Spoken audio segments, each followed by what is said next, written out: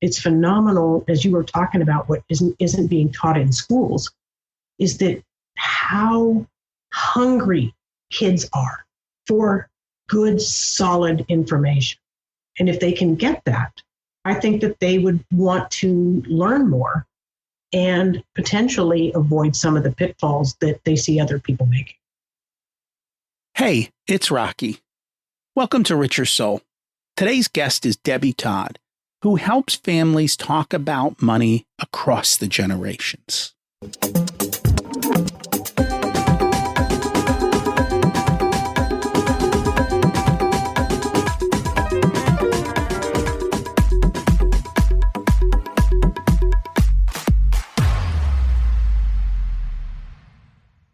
Imagine it's 12 months from now, and you've achieved your major life goals. How does it feel to be in the best shape of your life, to wake up energized, excited about the day, to have great relationships and friends who support you and propel you forward? How does it feel to have an excess of money, to be able to make the choices you want, to be fearless and open to trying new adventures? Imagine being connected to the universe and it providing everything you desire. It's possible over time, and your past does not dictate your future. The only thing holding you back from this vision is you. It's time to take control of our thoughts and use them to our advantage. Welcome to Richer Soul, where we achieve our dreams and create harmony to health, wealth, relationships, time, and spirituality. If you have not had a chance to listen to episodes 1 through 9, I encourage you to go back and listen to the framework behind Richer Soul and how to create the life of your dreams. You can also find all the show notes for this episode at richersoul.com.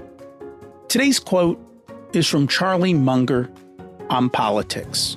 There is a tendency to think that our present politicians are much worse than we had in the past, but we tend to forget how awful our politicians were in the past.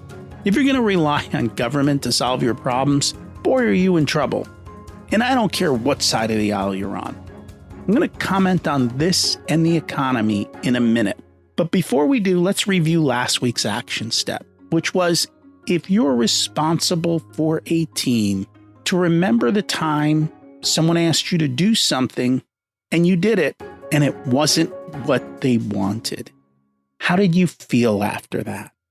You can even think about this as a parent and a child relationship. You ask your kids to do something, they do it different than what you wanted. We think about how we feel, but how do they feel from their point of view? Having those conversations and looking at it from another perspective, and then kind of seeing what happens. At the end of the day, this is about human relations. I just watched a video from Neil Howe on his book, The Fourth Turning. It's about how generations rhyme over time. And it's a concept we've talked about with personal wealth as well. One generation works hard, breaks out, the next one gets vaulted up, the third is pampered, the fourth falls back for the cycle to repeat. The same thing happens to countries as they prosper and grow, and economies go through this over time. You can also see it in politics right now. Neither side of the aisle will talk to each other. 20 years ago, they would have had a beer together. Now, the left and right doesn't want to talk. Neighbors get mad at each other. In the meantime, the Fed has gone nuts, printing money, handing it out, trying to prop up an economy. Here's the thing, we haven't seen winter since 2008. Historically, every 7 years, we would go through a cycle. And it's funny because if you go back to the Old Testament, they always talked about that 7th year of letting the land rest, of going through and just letting it be, forgiving debt, Jubilee. This is the way kind of the universe works. So my question is, are you financially prepared for a storm? Can you weather it, and do you know how to reallocate assets for the environment that you are in? One of the things he mentions in his video is the old concept of stocks and bonds. And in the past, we looked at bonds to buffet stock losses. Usually the two of them went inverse of each other. And so when the stock market got hot, we all moved to bonds. And when interest rates went down, we all go back to stocks. But right now, stocks and bonds are both in bubbles. And we're starting to see many of these bubbles break. You look at tech stocks down 80%, crypto's down. Real estate's in a longer cycle and it's softening.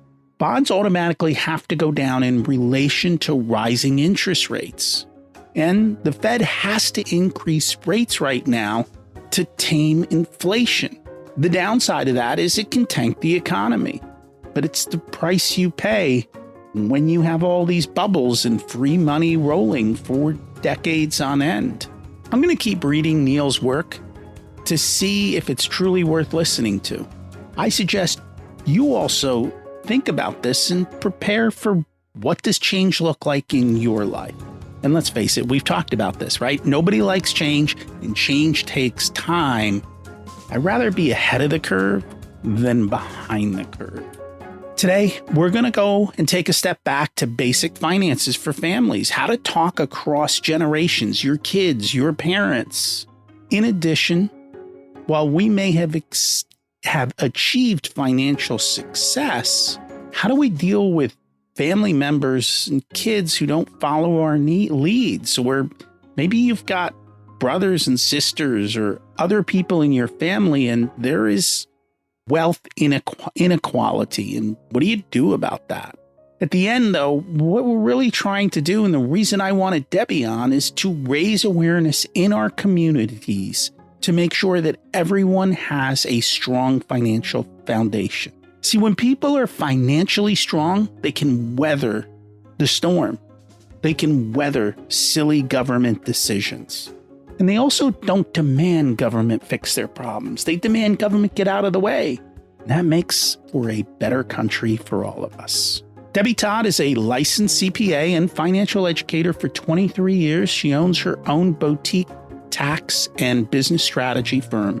After leaving her career in finance, treasury, and public debt in 2013, her passion is helping families have fun getting smart with all things money so they can live their best life, including a dynamic, interactive money theater program for kids, as well as robust web-based and app-based teen curriculum programs as well. Let's meet Debbie and learn about them. Welcome to Rich Your Soul, Debbie Todd. It's great to have you join us today. Rocky, it's great to be here. Thank you for having me. You are welcome, and I'm excited to learn from you. We like to start at the beginning. What was it like when you were growing up, and how much did your family and school teach you about money? Wow, that's a great question. Well, I grew up as the eldest child of a military serviceman, and I can tell you that military folks do great things for our country. They just don't make a lot of money, and we move around a lot. So what I learned about money as a child is that it was very precious. It didn't last very long, and you had to make do with what you had. And in school, I guess I was fortunate in the fact that we still talked about money and learned a little bit about money in school. And later, I ended up deciding to become a CPA, and I've learned a whole lot about it since then. Interesting. So did your parents teach anything about money, or was it just more the struggle that you saw? I'd say it was both. For us, it was really, we lived it, so we saw it. We were very active. We'd go to the store with my mom. She would show us we clip coupons, right? I remember the days when you would sit across the table and everybody would have their little scissors and we'd all be cutting out our coupons, right? And put them in mom's folder. And so we would go and we would learn about buying things on sale. We would learn about what, this was a need, this was a want. And my dad was very good about talking with us about money because his parents, my grandparents, grew up in a poor mining town. And so we had some fairly open conversations about money. I wouldn't say we were taught how to invest or how to think about retirement or things like that, because that really didn't run across my parents' radar. But we did learn that buying everything wasn't always the answer because it wasn't an option. Okay. Did that limit you later in life? I don't know if I'd say that it limited me. I can say that it definitely shaped what I would call my money tendency, right? So I grew up naturally a saver and frugal by nature. But I will tell you that I have siblings who we all grew up in the same house that do not have the same money tendency that I do. So that's the beauty of all of this, right? You can say that people in the same family don't have the same experiences and don't end up bringing that same outlook with them through life. But I was able to take those lessons I learned and use them to say, I'm willing to wait for what I want, work for what I want, and then sit down to go do it. What do you think caused the differences between you and your brothers and sisters? Boy, that is a great question. I don't want to say that it has to do with the order of birth or things like that, but I think that me being the oldest, I realized that I would be somewhat protective of my younger siblings. And so it was just natural to go, my sister could use this and I can wait. And for my baby brother, who didn't have anybody under him to do that for, he has a completely different mindset, right? He got what he wanted when he wanted it because there was more available. And that's what I was going to ask you, because what happens is as you see the kids spread out, a lot of times the parents are doing better by the time the last one is born. Exactly. And so they don't see that same experience. Right. They don't see that same level of frugality or struggle. Right. Yeah. And the other thing is, in certain senses, you already have some of the basics that are in there. In other words, we don't have to buy a new crib. So the third one didn't have to draw as much on the parents in setting up all of the kids' stuff, and it's hand-me-downs and everything else. So. Right. Yeah. Yeah. That's what my sister talked about, was all the hand-me-downs she got. Your brother lucked out then. My brother did luck out. He did not have to wear any of my dresses. No. Well, that's good to hear. So how did you get from there? Like why did you choose to go into the CPA profession and become an accountant? That's a very interesting story. And again, I go back to the military upbringing and the fact that I was the eldest child. There's a little bit of a story here. And I'm sure that many of your followers here who may have went through something very similar. But my story of being able to go and become a CPA is actually a second chance story. Because when I was 18 years old, I had the opportunity.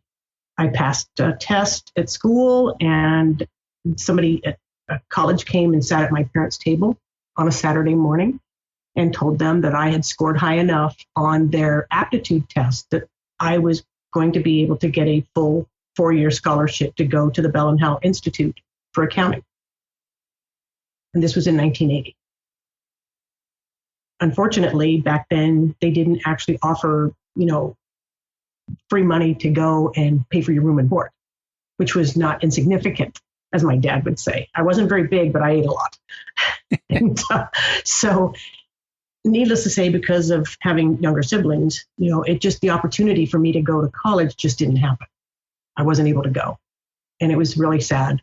And then I ended up getting married and met my wonderful husband. And we started working, and we had children of our own. And then one day in 1993, on Wednesday, my husband lost his job. And 2 days later, I went to work and found out that the plant that I was working at was closing down and moving to Mexico. Mm. So my husband and I, with children at home, both lost our job within 72 hours. That changed our life. That it will. It did. And fortunately for me, because the plant closed, I actually qualified to take another test. And I scored high enough. And they said, we're willing to pay for you to go to college for 2 years to retrain you, so you won't continue to go through this cycle anymore. I did the 2 years. I grabbed that with everything I could. My accounting teacher in my sophomore year had me take another test, and I applied, and I was able to get another 2-year scholarship. I actually got a full 4-year scholarship in my early 30s to go get my degree. And that's what happened. I finished with two majors, accounting with a minor in economics and business administration with a specialization in public finance. I never looked back. I never looked back. I don't think people realize how much of a shift has occurred in and around that time. We went from a country where you had a lot of good paying jobs, regardless of whether it was a truck driver or an executive, or America was living in a time where people had money. Yes. And then the factories closed up, the deregulation came, and I think that's when many of the workers got squished on their money. Because I know, looking back, I'm like, wow, these people were making this kind of money, and now we're only making this kind of money. But you don't realize that unless you have that ability to see the before and the after. Oh, absolutely. Absolutely. And, Rocky, what you're saying is so true. I mean, my dad is a classic example. He was in military for 2 tours. Then he joined the phone company, worked there for 37 years, retired, full pension, right? There were, people could do that. They could come out, they could work hard. They didn't have to go to college. If they could, if they wanted to, but they didn't have to. Work ethic. And, the fact that you would come in and do a good job and do things the right way, you could just work until you didn't want to work anymore. Not now. People are changing careers 4 to 5 times. It's funny, though, but if you are a good worker today, especially a young good worker, you can write your ticket because absolutely, we can't find them. Yeah, we talk about that quite a bit. I actually do some teaching for the Scouts. Actually, we'll be teaching a class there again tomorrow night, where we're helping the Scouts that want to become Eagle Scouts get their what they call a personal management badge, right? Which to me, I thought when they first called me and asked me about it, I'm going, so that sounds like HR. That's not my area. And they're like, no, it's all about personal finance. It's amazing.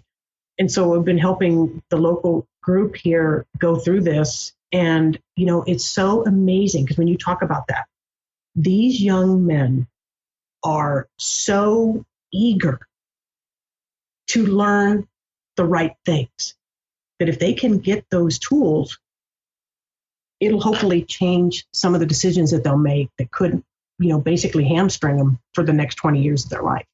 If they don't get into debt or they don't buy into the credit card thing or buy into, I have to go get a 5-year degree in something that may or may not be here in 3 years. Right? I mean, it's serious. I will say my son's an Eagle Scout. And the one thing that I enjoyed about the Boy Scouts is they literally gave them exposure at a very high level to so many different things in life that I don't think they see. Everything from, electrical to welding to I taught salesmanship and entrepreneurship. They've got so many different opportunities to expose the kids to things that I don't think they're not getting it at all in school. Right. That is so true. And I'll tell you, when I was there like 3.5 weeks ago, and we did a section on savings and retirement. Oh my goodness, Rocky, it was so much fun because you go in and you show them a picture of a little Yugo car, and then you show them a picture of a Lamborghini, and we talk about how much it costs to buy things and what do you want to save money for. Then we start showing them calculators, just simple ones about what would happen if you put $100 a month in and you started at 18 and you put $100 a month in an account until you were 65. How much money would you have? We just ask them to guess. And their, numbers are all over the board. And then when we put in the calculator and we show it to them, one young man just about fell off his chair. And what I noticed was because the thing about Scouts, which is beautiful, is the parents stay there with their young men during most of the course, right? And so the parents started moving forward. And then we did the next scenario, and pretty soon the parents were engaged, trying to guess what the numbers were going to be. And it was it's phenomenal, as you were talking about, what isn't being taught in schools, is that how hungry kids are for good, solid information. And if they can get that, I think that they would want to learn more and potentially avoid some of the pitfalls that they see other people making. Because as we know, if you get into a money trap, it can derail a lot of your life goals. It can. And unfortunately for many kids, college is a money trap. And we've talked about that many times. And for some of these kids, they're making $200,000 or $300,000 decision. Yes. God forbid they pick a career that requires a master's on top of that and pays $35,000 a year when you're done. Yes, exactly. At that point, you're out $500,000 and you'll never make that back. No, well, and then that brings us into where we can see where people are having struggles making their student loan payments or don't make them. Then what happens to the economy when that debt is defaulted on, right? And unfortunately, colleges are the one place that doesn't actually show you what the payback schedule is. Like if you go rent a car, buy a car, right? They have to say, here's how much the loan is. Here's the percentage rate. Here's the payment schedule. You buy a house and they say, okay, this is how much it's going to cost you over the life of your house and interest. When you go to college, they go, here's your award, sign here. And they don't even tell you that there's a payment in the future. Yeah. Or they don't tell you because a lot of times it's deferred while you're actually going to school. They don't let you know clearly that interest could still be accruing on some of that. So your initial amount could end up this much higher by the time you actually walk across and grab your diploma, depending on what kind of loan you got. And they don't show you the payment schedule. No, they don't. No, especially, and like you said, and you don't know if you're going to earn it back. At what point, what's your ROI? Most of the time it's negative. Does the Boy Scout course kind of bring that subject up or no? We didn't talk about that per se. I know that the book had a lot of different things. They did talk about college and loans and debt and things like that, but they didn't get into, I didn't see where they got into that much detail. But what I heard from the young men is that they're looking at apprenticeships, trade schools. Some of them, will likely go to college, but there's other options. And that's what I talked about. I said, there's other things you can do where you can make really good money and you don't have to go $100,000 or $200,000 into debt to do it. And that's happening more and more today. Yeah. So this is what you do these days. You spend a lot of time working with kids and teens and teaching money. How did you get into all of that? Well, I think, Rocky, part of that stems back from what I told you about how I ended up being able to get a second chance to go to college. I knew as a young mom that I needed to do things differently. And back when I was finishing up college, one of the commitments that I made was that I was going to help other families because I didn't want other families to go through that same mental and emotional and financial turmoil that we went through. Because I lived it firsthand to say, this really messes up your life. It messes up your relationships. It stresses you out. It causes addictions, right? It causes abuse. I mean, financial worries have so many other spillover areas. And so I made the commitment back in 1996 that I was going to help families. And I've been doing that ever since. And of course, I had a career on top of that. And in 2013, I just really made the decision that we just come through the crisis, the great recession, right? And there were so many families that were struggling. It's like, it's time to just do this. And so started my own CPA firm, and we've been doing this, focusing on this ever since, and have developed a foundation now in order to take it all over the country and hopefully all over the world. So let's talk a little bit about that. What exactly are you doing? And tell me what you're seeing as far as feedback from the people. Oh my. What we're doing, is we actually have, it's called Dollars and Good Sense Foundation. And we teach what we call community supported, whole family, fun financial literacy. And we do it at the local level with live events and the community involvement, because that's what it takes. This isn't about buying somebody a book or giving them a piece of paper and say, here, go home and study this and have fun. Because my experience is that families that are struggling with finances, they're not struggling because they are, just willfully not wanting to be financially well. They're struggling because they don't know. And they're struggling because they might have earlier financial trauma in their life, which makes it hard for them to assimilate information. And so we started doing this. And what I saw happen was that you could have parents go in a class and they're going to learn how to be smart with money. They'll come back and they're all excited. They want to do this and we're going to make this all happen. Well, in the meantime, their teens and their kids have been sitting at home watching Nike and Nickelodeon, and the parents come home and I want a new iPhone and I want new, Nikes and all of these things. And so it's just this big internal struggle, which is hard for a family to get on the same page. So that's what we do. We get all of the family together, and we have an area, and I'm particularly proud of this one, but we actually have developed a money curriculum program for children age 3 to 10, and it's called Smart Money Commanders, and it's using interactive theater.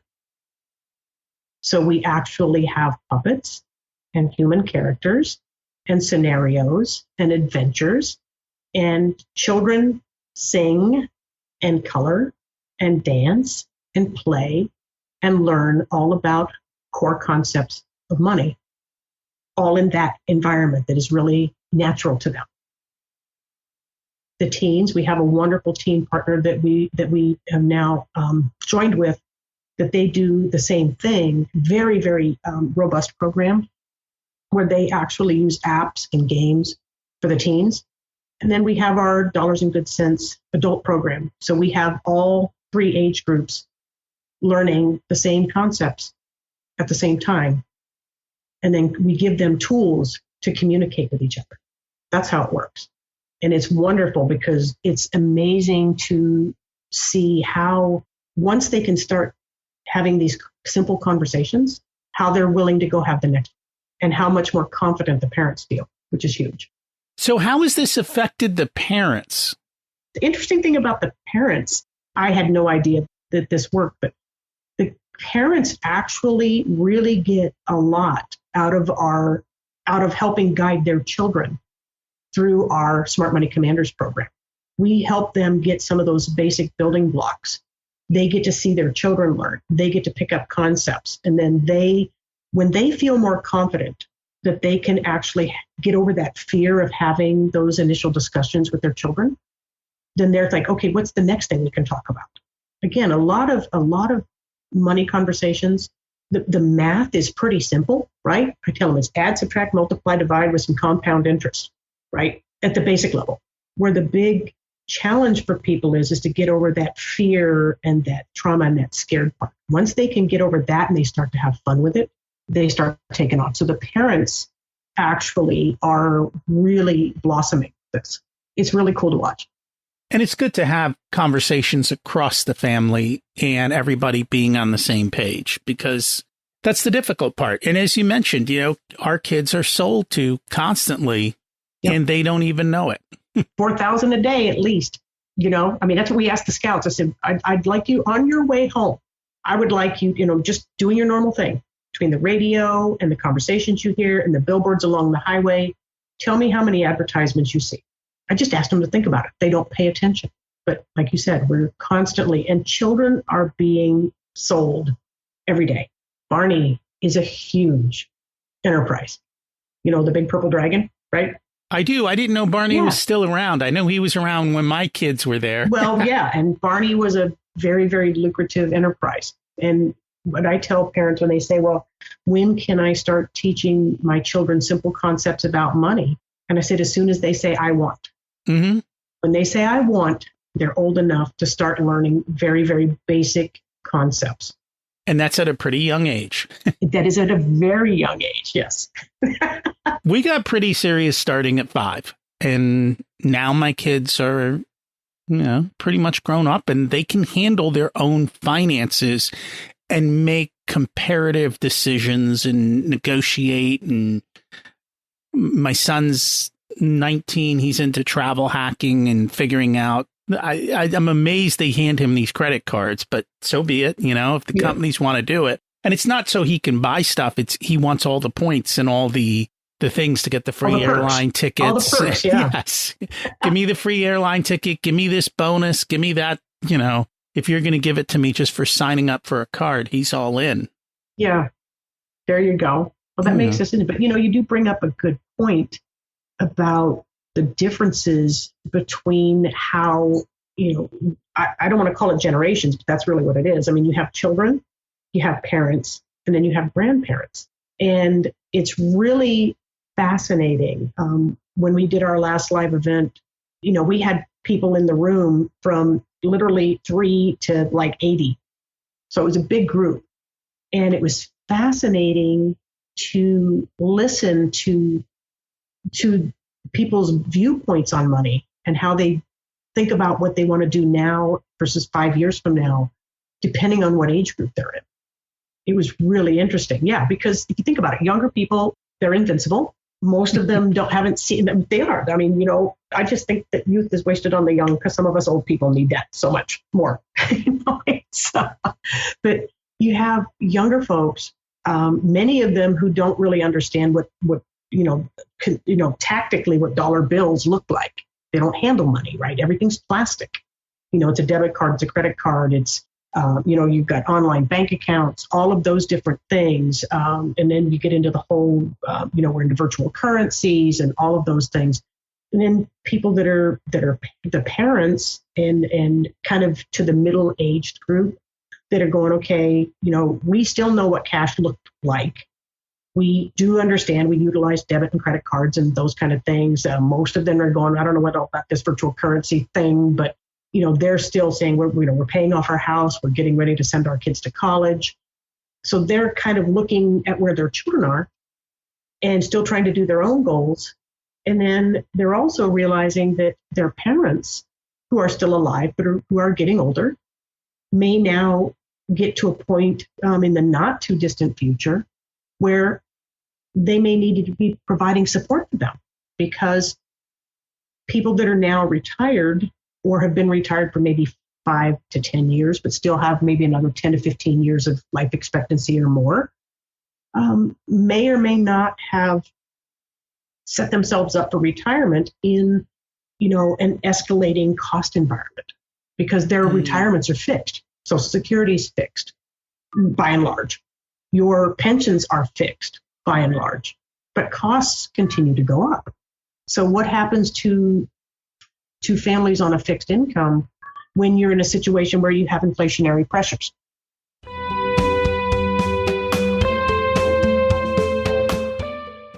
Today's episode is sponsored by Profit Answer Man Podcast. Did you know that most small business owners hate looking at their financials? It's one reason they may struggle with business success. The Profit Answer Man podcast helps them ensure they are profitable and can pay their employees and weather the storms we all have to face. It's built on the Profit First methodology of pay yourself first. The Profit Answer Man podcast is a must listen to for every small business owner and anyone who wants to help them survive and thrive. Check it out on your favorite listening platform.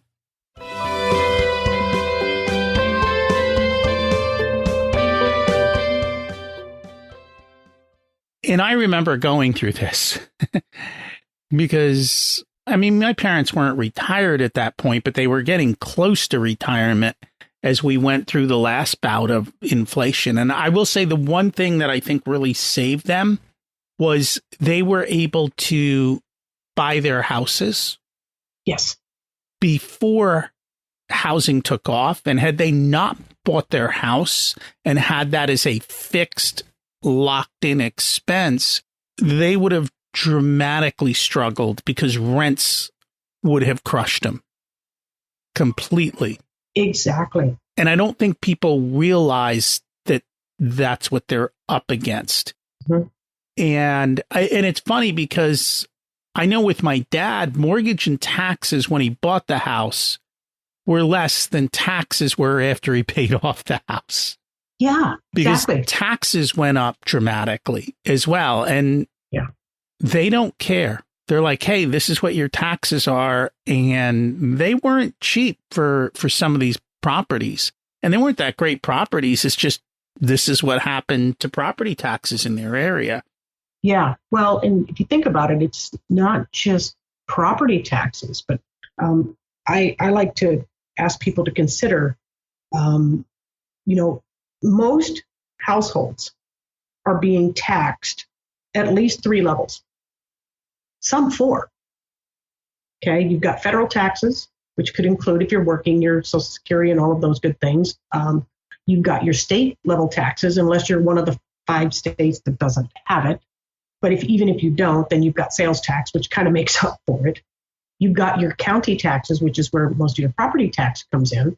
And then in some cases, you have city taxes. So when people talk about, well, we want to have we want to put a levy on, or we want to do this new bond or something like that, I just kind of shake my head. And I made a comment because where we live, our property tax statement for our home has 6 different agencies attached to it. And I told him, I said, well, this agency wants 1% and that agency wants 2%. I said, yeah, but if you get all 6 of you together, you want 15%. That hits my bill. How do I cover that? It's where people, I think, we've kind of been conditioned, almost like you can make the payment thing. Mm-hmm. That's what I always laugh. Your payment will be this much. Yeah, it'll be this much, but for the next 74 years. And your total cost will be 17.5 times more than what the assets were when you're done. And that's an exaggeration, but like you said, they don't tell you what the total cost of it will be. You'd get it on a house, but those are the kind of things that end up happening. And we see this with taxes, is that so many families are just really being hit with this because of escalating costs. And, our national debt doesn't help. Interest on all of that doesn't help. And it's just a very, very insidious climb that families are having a hard time being able to stay ahead of. Right. And even families that have been really fortunate and planned really well and have saved money, they're now to the point where they're going, okay, now I have to figure out how I can keep it. Right. So that's the other side of it. So you have the planning side of, let's get us to where we can be fairly comfortable. Then we have the preservation side, and hopefully we can hold on to it. For us, taxes have always been our number one budget line item. They were more than our mortgage payment. Yes. And I don't think a lot of people realize that. Yes. And they don't even know what their total tax bills are. And it's just absurd. I know for every dollar in profit I bring in, I think the government takes about half. Yeah, I was going to say, depending on where you live, I wouldn't be surprised if it was between 40 and 50%. Yeah, we're all in. It's absurd.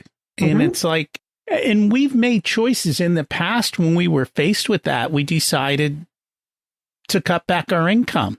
Like, I'm not working for somebody else. Yeah, at some point, that's the decision. That's the decision. Why do I work harder to give more to somebody else? And so we've learned better ways to do it and better ways to manage taxes today. Yeah. But it is still an issue, and it is extremely expensive. And I think people need to be aware of that. So I want to take a step back. We're talking about kids, parents, and then essentially grandparents, right? 3 generations, all with different attitudes, many with different income levels. How do you deal with all of the inequality that may come up there? Because these days, I think more than ever, especially the kids are having a tougher time launching. And then you've got aging parents. And if they haven't talked to you about money, then you probably haven't talked to them about money. And I'm hearing more and more stories of those going into retirement, or maybe one parent dies, leaving one parent, and they're literally living on the edge. Yes, that is absolutely true. And whether you're in a an economic environment where, the economy is doing good, or whether you're in an environment where you're facing increasing pressures, either due to recession or inflation or other items, basically what is largely being discovered is that many, many families, I mean, the vast majority of families, are not adequately prepared. And when we teach our classes, it's, like I said, it's fascinating to have the people that are the parents, right, in the middle group come up and say, we've been here and we've been talking about this, and I had no idea that my parents are so ill prepared for retirement. And I'm nervous because I don't know that I'm prepared enough. And now I'm wondering if I'm going to have to be helping my mom and dad, right, while my kids want to go to college. And that's a tough place to be. And that is, Rocky, it is more and more people than you can think of. It takes a long time to plan for those things, right? I mean, as many of your followers would know, if you want to plan to send your kids to college or weddings or whatever, that you need to be on a 10 to 15 year plan, unless you're, making millions of dollars a year, right, to slowly be able to accumulate those funds.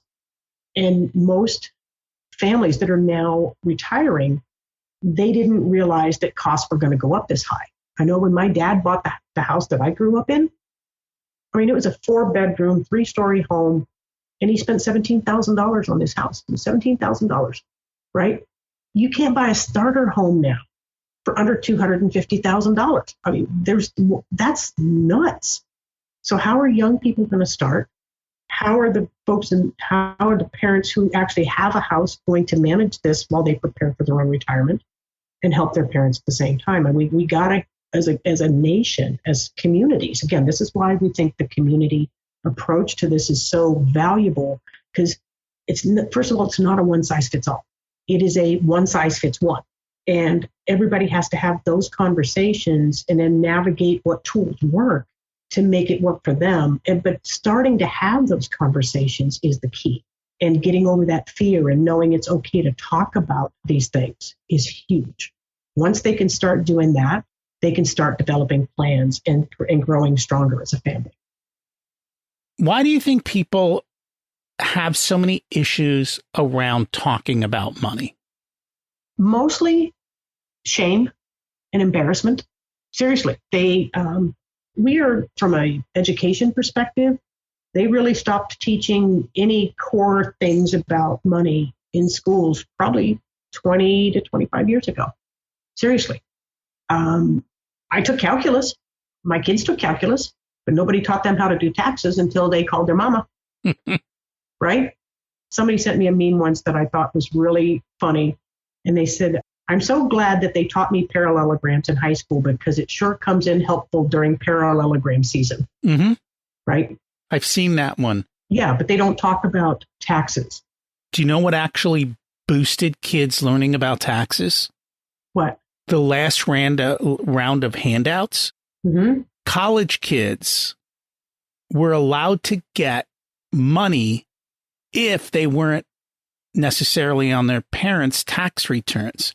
So all of the kids started finding out, hey, we can get $1,500. You got to go do your taxes and you got to get off your parents. And it's funny because it caused them to then be interested and learn how to do this.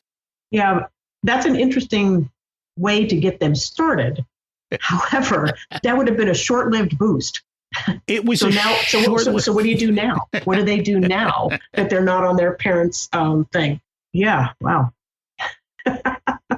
We went through it because we saw the kids talking about this. Yeah. I applaud young people for trying to figure out innovative ways to earn money.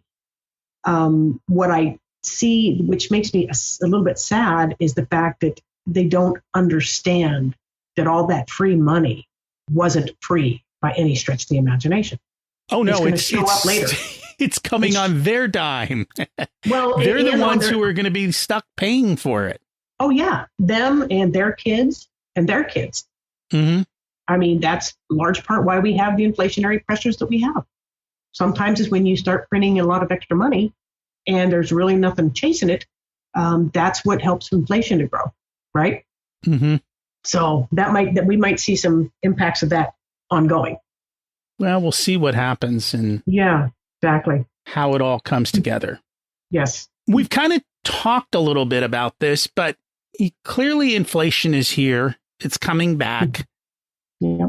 I don't see it being temporary. And the reason I don't see it being temporary is when you start raising everyone's incomes, nobody is going to voluntarily take a pay cut.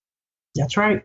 And you're going to have to go through a recession or some kind of major reset in order to bring wages down, or it's going to be hard. What do? You let go of your employees and say, this is what it is, and people walk out the door. The next guy's going to go, well, I'll take them.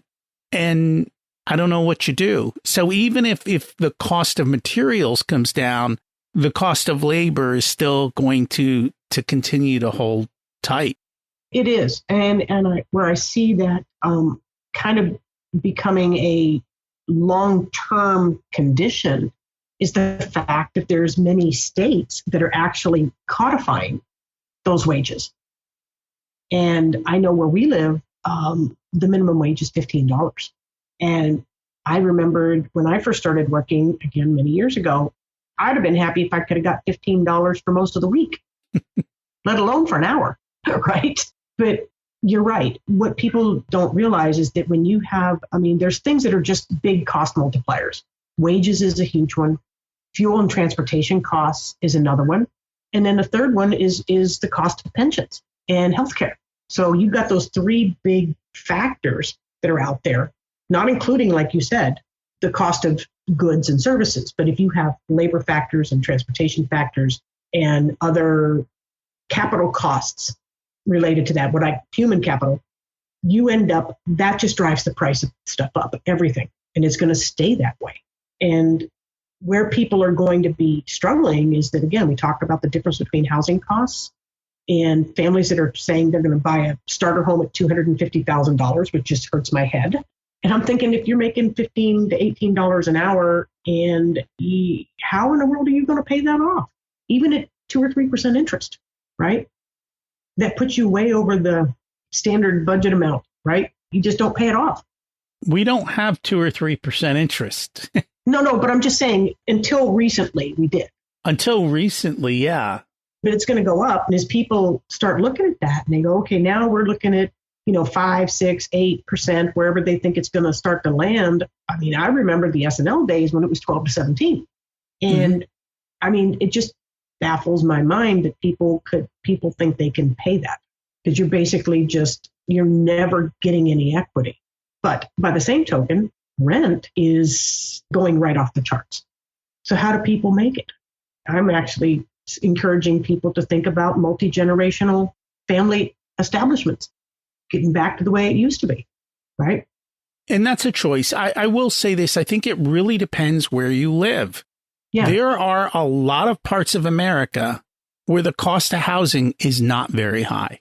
And that's a choice people make. Yeah. And you still have to make an income. But if you can work online, you do have that flexibility to move to other areas. Sure. Yeah. That you may not otherwise have. But again, the cost of healthcare for a family today is astronomical. It's more than their mortgage, by and large. So something is going to have to give at some point.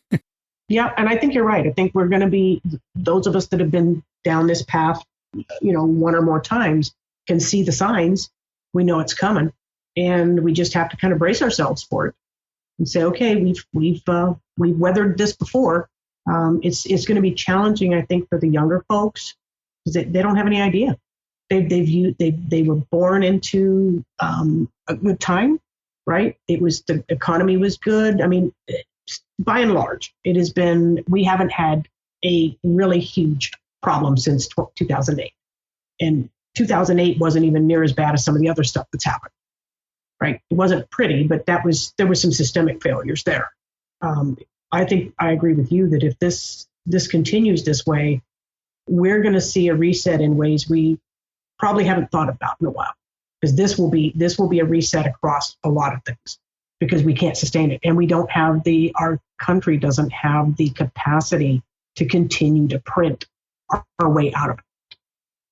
And I think that is one of the biggest changes that's happened is for the last, I would say 40 years plus, they have been printing money and lowering interest rates. Yep. And that provides a tremendous tailwind. Yeah. But at some point, it doesn't work anymore. And nobody knows when that will happen. Right. In the meantime, we're seeing considerable gyrations in the market. People only remember the last 3 years. Yes, they do. And so 2008 is a historical event that they don't remember. And the same thing happened in 2000. We had considerable downtime. And people don't realize from 2000 to about 2013 or 15, the market was flat for those 15 years.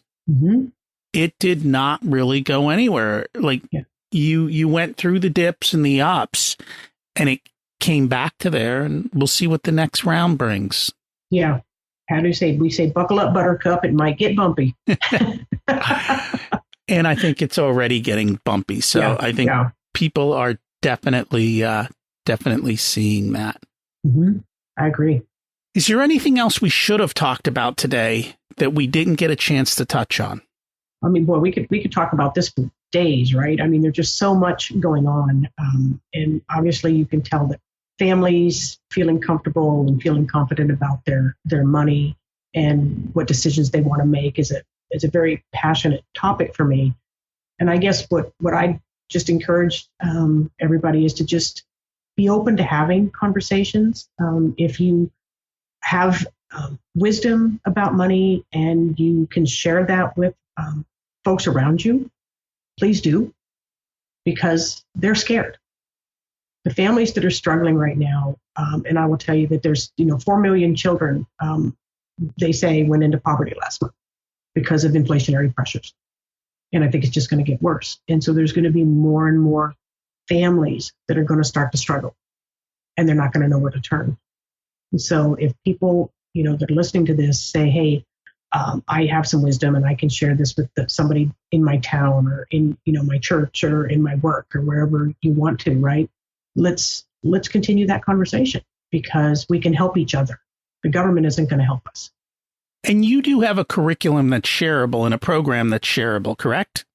Yes, we do. Yes, we do. Our primary delivery method for our program, it is all digital because we've learned as the world continues to change, and we just never know if there's going to be a major healthcare scare or something happening that our traditional method of doing live local events to help families learn this, right, is our preferred method because we think that people need to have that human interaction, right? But our program is fully digitized. And so our plan is that as we continue to go out, as we're actually developing community groups to allow families to communities to help their community engage in this program for lifelong learning, because we believe that if you have a financially strong family, you will have a financially strong community and a financially strong country. But it starts at the family. Very true. That's what this show is all about, helping build financial freedom so that we do have that, and it does make for a stronger country. Yes. Based on our conversation, what's one action step people can take to move forward this week? I think just think about people think about family members, friends, anybody that you think of that might be struggling, and reach out to them.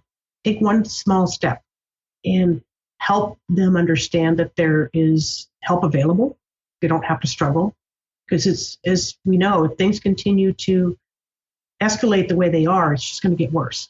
And the last thing we want is for our neighbors and our families and our friends to be losing hope. That's what I would encourage. That's the first step. And then if they want to come out and check out what we're doing at dollarsandgoodcents.org, that would be perfect. We'd love to chat with you. Thank you so much for sharing that. And yeah, if we can all help other people get a better understanding of money and control and start putting in savings plans and emergency funds and dealing with the reality that things may not always go the way they have, then Right. they can pivot and deal with it. Exactly. And it's okay to go, yep, that didn't work. Let's try it from a different angle, or let's try something different. The main thing is just not to give up, right? If they have hope and if they can see a path to making some of their dreams come true, they'll do it. But that's what they're not learning. They don't think they have that. And we're here to show them different. Thank you for doing that. Thank you.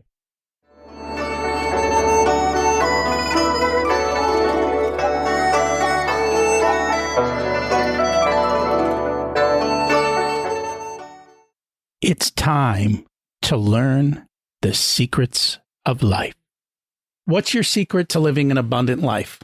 My secret to living an abundant life, one, I think, is just adhering to what I grew up learning, that money is a tool, and it's a tool to use to meet the dreams and goals that God put me on this earth for, to be able to help others, and just to be content with wherever I am, doing what I'm doing, because today is the best day that I'm going to have for today.